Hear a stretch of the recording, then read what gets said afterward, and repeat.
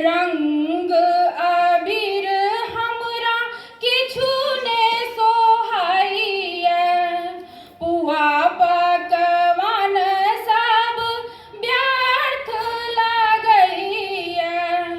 रंग अबीर हमरा किछु ने सोहाइया, जरि गेल हमर कपार फागुनो में पिया परदेसे।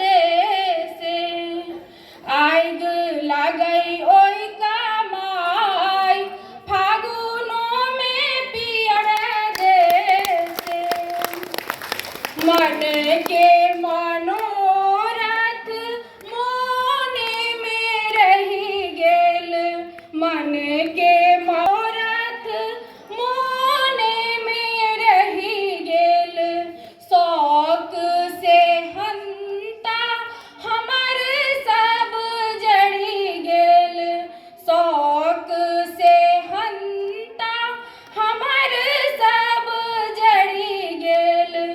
जहर लगैया गुलाल फागुनो में पिया परदेसे।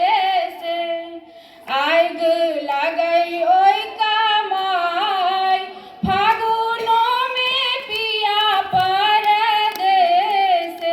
बहुत बहुत धन्यवाद सब गोटा के।